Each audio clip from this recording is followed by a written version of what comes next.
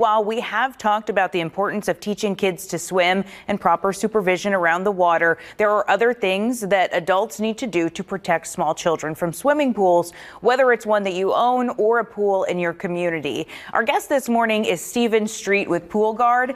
Good morning. Thanks so much for coming in. Good morning. So, as we've said, it's 40 degrees outside. Sometimes we're not always thinking about pool safety, but keeping kids safe from pools should be something we think about year round. So what would you say is the number one thing that a homeowner needs to do if they have a pool in their backyard? They need to do layers of protection.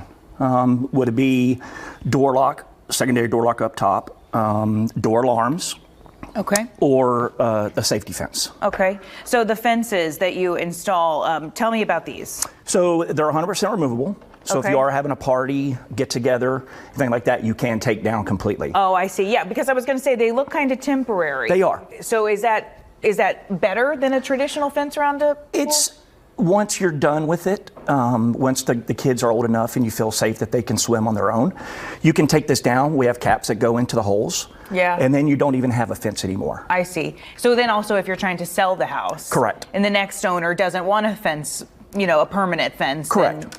They have that option. Or you can also put it back up for the sale of the house, and it brings in that secondary buyer also. Okay. Are those expensive? It all depends on the layout.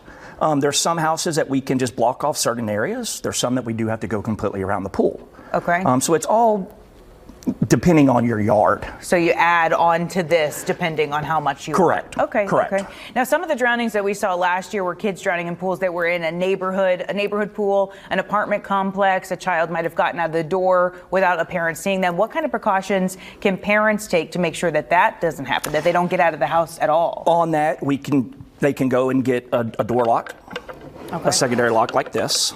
That would actually allow you to get in. You can put it at high enough the kid can't get into it. Uh-huh. Or they can just get these door alarms that just double-sided stick tape on. So if you're in a rental or anything like that, it's not doing any permanent damage to the house. Yeah, so I want to take a look at this because at 18 months old, my kids knew how to unlock the door. So this is a grab lock. Mm-hmm. So what you're actually do is pull over and go around with it. And then when it locks. So it takes a little more motor skills than what a small child might have. Got it. And then you want to put it high enough where the kids can't get to it also. Yeah, of course, yeah. And this, if you have a home safety alarm, mm-hmm. it probably can alert you, but if you don't, or say if you live in an apartment, is that what this would be good for? So what we want to do is on the door alarms, we want to have it different than the house alarm, a different tone, different sound. Oh, really? Okay. So that way if they get through the front door, it's still making the same sound as the back door was open. So this would be a different sound, a different alert.